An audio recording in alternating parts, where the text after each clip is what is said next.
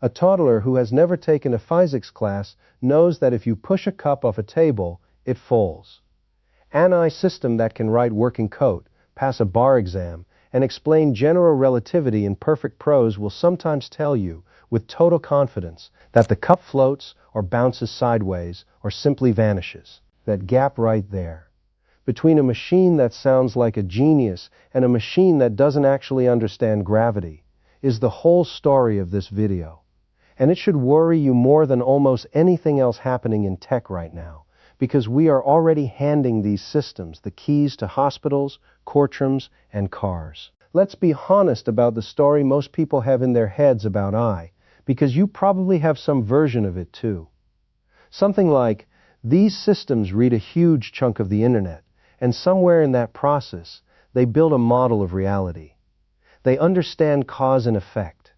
They understand that fire burns, that ice melts, that pushing the first domino knocks over the next one. And if that's true, then the only thing standing between where we are now and something like full machine intelligence is more data and a bigger computer. Just scale it up. That assumption is baked into 1,000 headlines, 1,000 demo videos, 1,000 confident predictions about what's coming next year. As far as the current science can tell us, it's wrong, or at the very least, dangerously incomplete. And the reason it matters isn't philosophical, it's practical, and it's happening this year. Before we go further, I want to flag something that's easy to forget in a field that moves this fast. AI has overpromised before. Back in the 1960s, researchers genuinely believed human-level machine translation was maybe a decade away. It wasn't. Entire funding cycles collapsed, twice, in what historians now call AI winters, precisely because the gap between looking impressive in a demo and actually working reliably in the messy real world turned out to be much bigger than anyone selling the technology wanted to admit. I'm not telling you this to say history will repeat itself exactly. The current systems are dramatically more capable than anything from those earlier decades, and dismissing them as hype would be its own kind of mistake. I'm telling you because the specific shape of the earlier mistake, confusing surface performance for underlying competence, is exactly the mistake worth checking for again right now, with sharper eyes than we had last time. Here's what's actually going on underneath the fluency. These systems predict the next most statistically likely word, pixel, or token based on patterns absorbed from staggering amounts of training data. That sounds almost insultingly simple for something that can write poetry and debug code in the same breath. But simple mechanisms can produce wildly complex behavior, and the trick and the trap is that fluent language creates the unmistakable impression of a mind behind it. For the entire history of our species, fluent, structured language has only ever come from a mind that understood what it was talking about. Our brains are pattern-matching machines too, and the pattern they're matching here is, this sounds like someone who knows this topic, so we quietly fill in the rest ourselves. We do the AI's understanding for it, for free, without ever noticing we've done it. So let's get precise, because this is where the entire video lives. There are two very different things a system can do when you ask, what happens if I do X? It can tell you what usually happens next, based on similar situations it has seen before. Or it can model the actual mechanism connecting X to the outcome, well enough to predict correctly in a situation it has never encountered. The first is correlation. The second is causal reasoning, and underneath the hood, they are completely different computational animals, even when the sentence coming out sounds identical. Here's the classic example researchers use, and once you see it, you can't unsee it anywhere. Ice cream sales and drowning deaths rise and fall together across the calendar year. They are correlated, strongly. A purely pattern-based system, fed enough of that data, will happily tell you ice cream causes drowning, because the two numbers move in lockstep. A system that actually understands the world knows both are driven by a third factor, summer heat, more people in the water, and that banning ice cream sales would do exactly nothing to the drowning rate. That's not a cute trivia fact for a dinner party. That is the entire dividing line between a system that can operate safely in the messy real world and a system that only sounds like it can. Now here's where it gets uncomfortable. Large language models are extraordinary correlation engines, arguably the best ever built. Feed them billions of documents, and they absorb an almost unbelievable density of surface patterns: grammar, style, facts, even the shape of a persuasive argument. But research through Hainan and into Hainan keeps converging on the same finding from different angles and different labs. These models frequently pattern match on the language of causality without performing the underlying causal inference. They will use words like because, therefore, and as a result fluently and grammatically correctly, while quietly failing to track what would actually happen if you changed one variable in a scenario phrased slightly differently than anything in their training data. Let's make this concrete, because abstractions are easy to nod along to and forget by the next paragraph. Show a modern AI system a photo of a glass sitting near the edge of a table and ask what happens next. It will usually get this right, because glass near edge, falls, breaks is an overwhelmingly common pattern across human-generated text and video.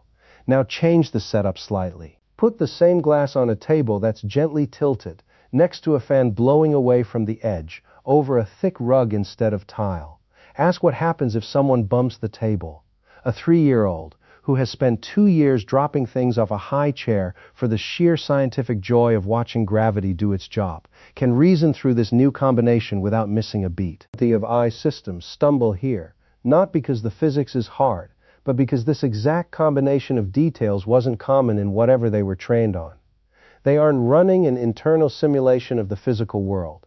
They're recalling the most similar description they've encountered and hoping it transfers to a scene it has never actually seen unfold. This has a name, and it's one of the oldest and modest and most quietly devastating ideas in AI research, dusted off and made newly relevant. It's called Moravec's paradox, the observation, going back decades, that the things which feel intellectually hard to humans, chess, calculus, legal argument, turn out to be comparatively straightforward for machines, while the things that feel effortless to us, recognizing a face in bad lighting, catching a ball, knowing instantly that a wet tile floor is dangerous, turn out to be ferociously difficult. Engineer. The reason is almost poetic once you see it. Our so-called easy skills were built by hundreds of millions of years of evolution running one continuous, uninterrupted physical experiment called being alive in a body. Our brains constructed a working model of cause and effect before we could speak a single word, by falling down, bumping into furniture, dropping toys, and watching objects roll, drop, spin, and break. Language arrived later, layered on top of a world model that was already under construction from the day we were born. Large language models never fell down. They never dropped a cup, never stubbed a toe, never felt the specific dumb pain of walking into a glass door. Every single thing they know about gravity, friction, or pain, they know entirely secondhand, filtered through descriptions written by people who actually lived through those experiences.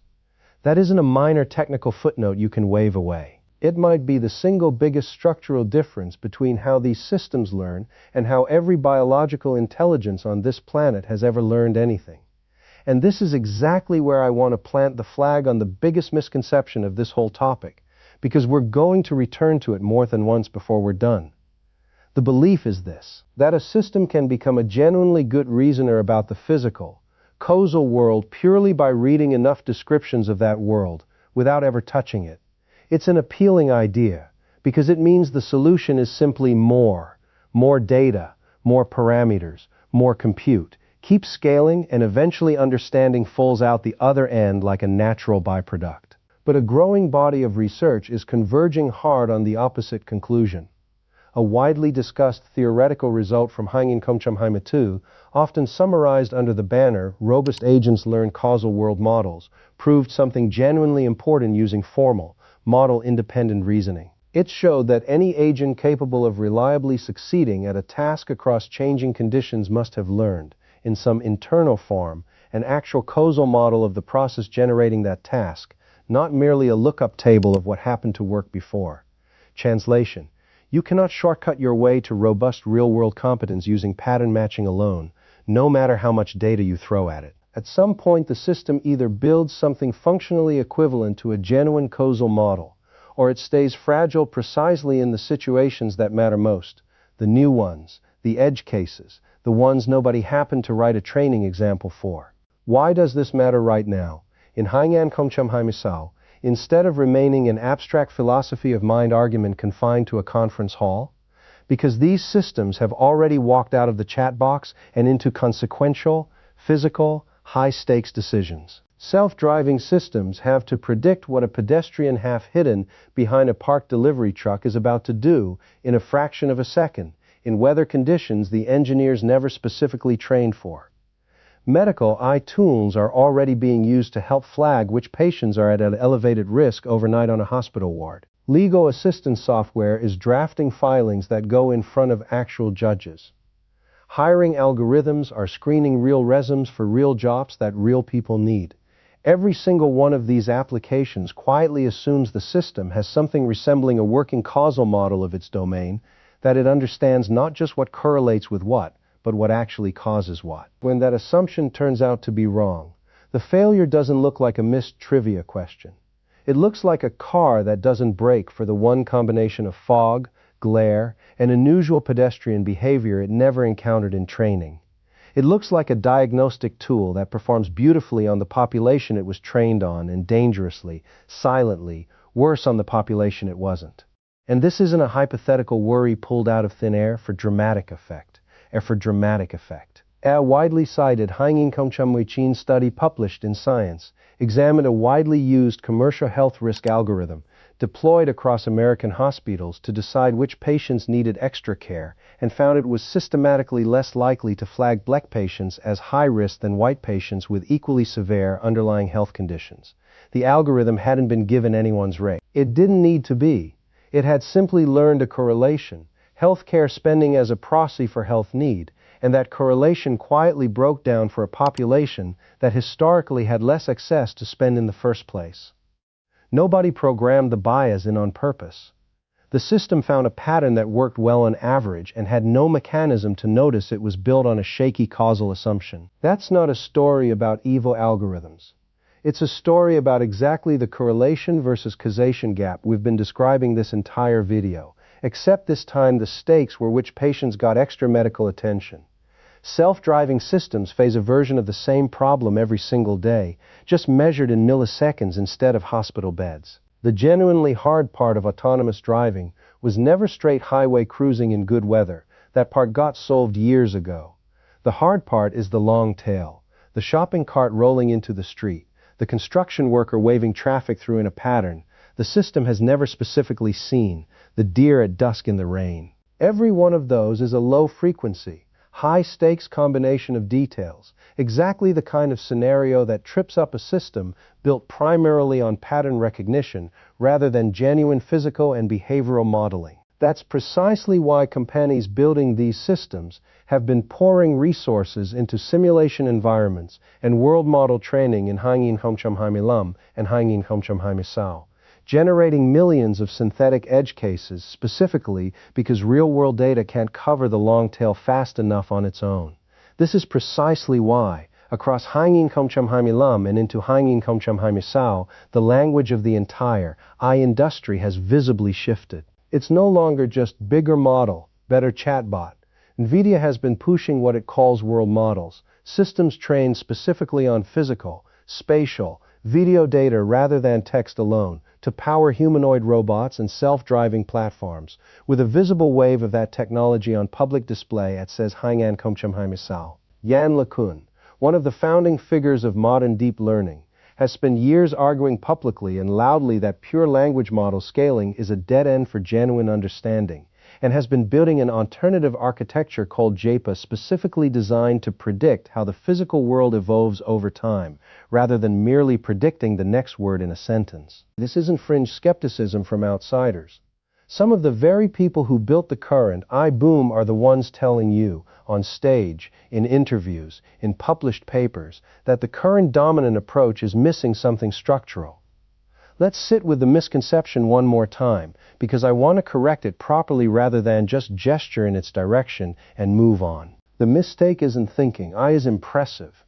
It is impressive, genuinely, and I'm not here to talk you out of that.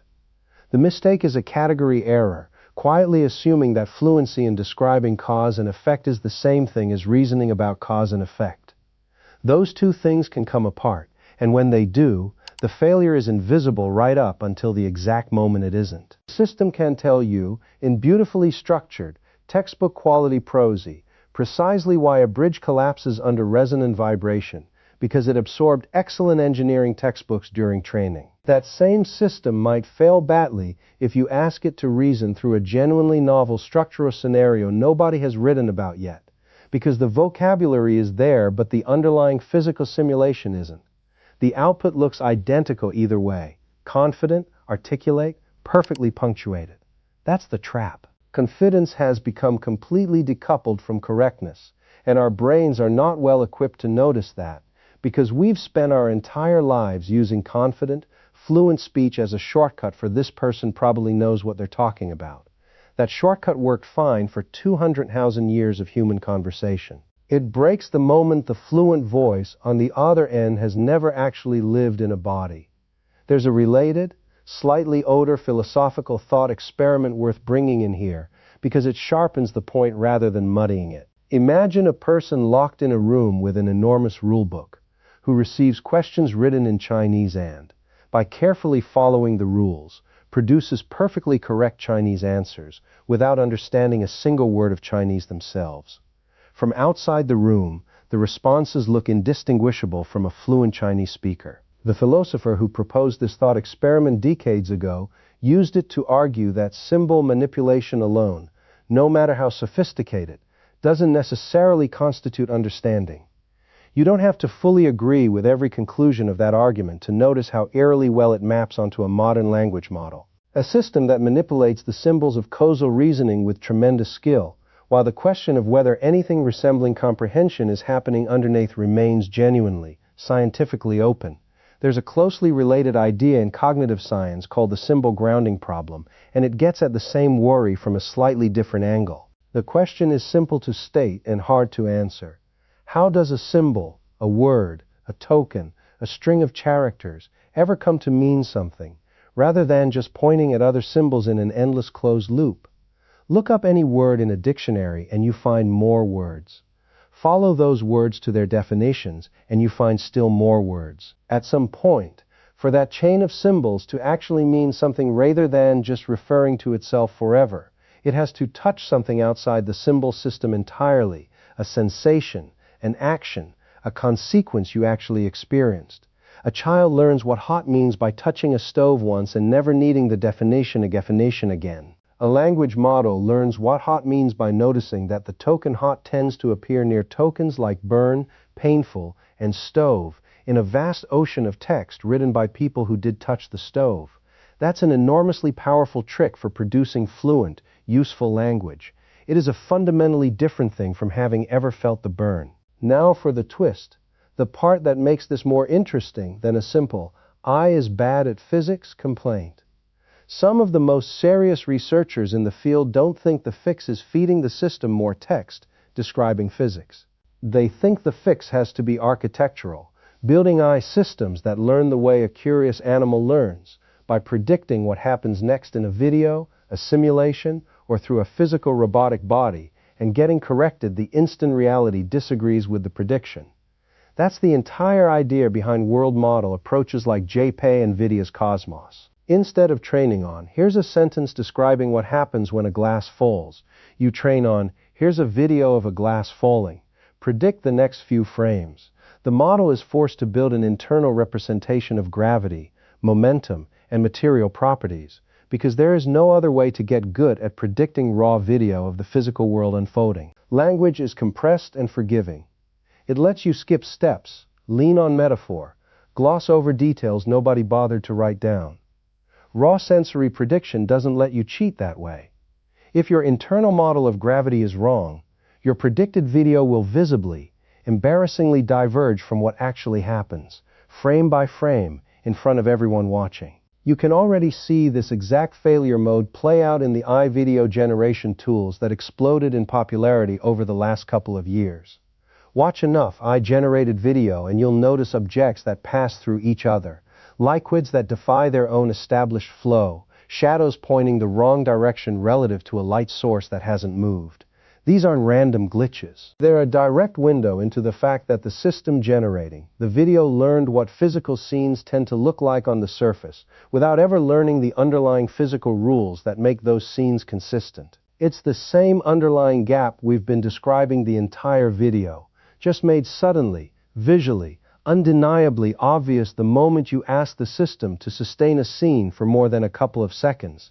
Think about it like the difference between someone who has memorized 10,000 chess openings and someone who actually understands why the center of the board matters. The first player will look brilliant right up until the game leaves the well-worn paths of memorized theory. The moment the opponent makes an unusual move nobody in the memorized database played, the illusion cracks, because memorization was never reasoning to begin with. It just looked identical to reasoning for as long as the game stayed inside familiar territory. Every eye failure we've talked about tonight, the tilted table, the drowning correlation, the video with the flickering shadow, is the equivalent of the game leaving the book. And the entire modern chessboard, hospitals, roads, courtrooms, is absolutely full of positions nobody has ever played before. This is genuinely one of the more exciting frontiers in the field right now, and it flips the popular narrative on its head. For years, the dominant story was text is the path to general intelligence. Just add more of it. The emerging counter-argument, gaining real traction among serious researchers through Hainan is that text alone might be closer to a dead end for this specific problem, and that grounding in something physical, video, simulation, embodied robotic experience, may be a genuinely necessary ingredient rather than an optional add-on. If that turns out to be right, then no amount of scraping more of the internet solves it. You need a fundamentally different kind of data, the kind you can only get by watching, or touching, or moving through the world, not the kind you can only get by reading about someone else doing it. So let's be precise about what scientists actually know, what they suspect, and what remains genuinely unresolved, because overclaiming in either direction does you no favors here. Not I is basically a person, and not I is just autocomplete, nothing to see here. Here is the honest state of the science. Known. Today's large language models achieve their fluency primarily through statistical pattern learning over enormous text corpora, and they demonstrably fail on tasks requiring reasoning about novel causal combinations outside their training distribution. This has been shown repeatedly across dedicated causal reasoning benchmarks, specifically built to separate genuine inference from surface-level pattern matching, including newer Hainan evaluation efforts explicitly designed to catch models that use causal-sounding language without doing causal work.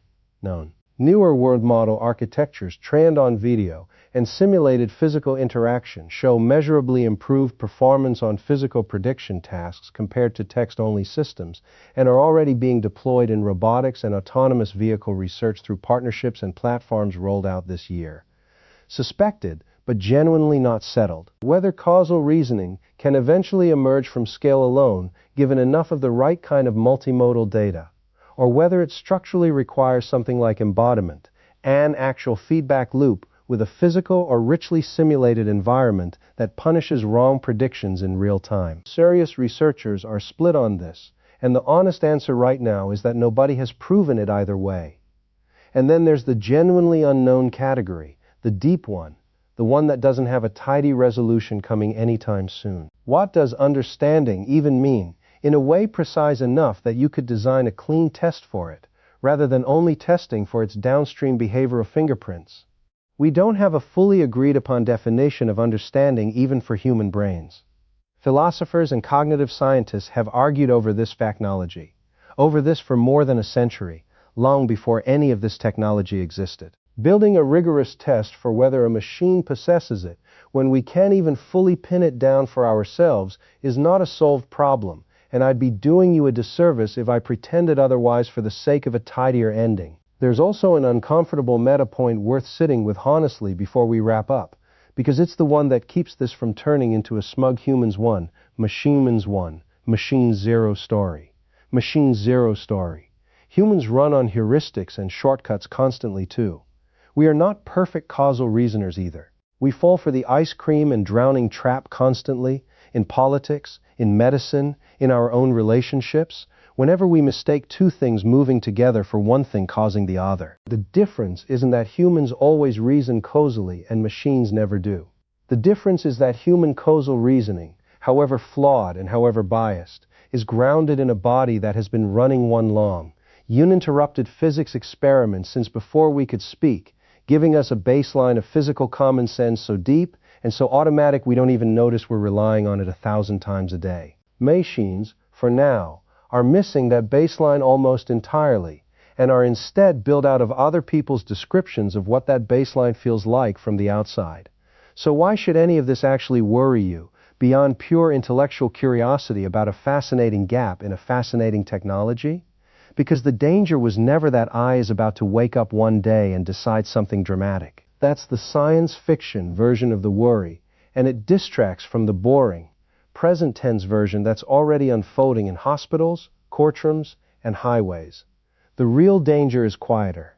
It's the danger of deploying systems that sound like they understand causation in exactly the situations where that understanding is what's actually missing and where nobody in the room pushes back because the output was so fluent it felt almost rude to question it. Every industry racing to plug these systems into medicine, transportation, hiring, and law is implicitly betting that fluency and reasoning are the same thing. The current science says, fairly clearly, that they are not the same thing yet, and until that gap genuinely closes, whether by scaling text, by building physical world models, or by some combination nobody has invented yet, the confidence in the room remains the single most dangerous ingredient of all, because it's the one thing these systems have already, completely, mastered, whether or not the understanding behind it exists at all.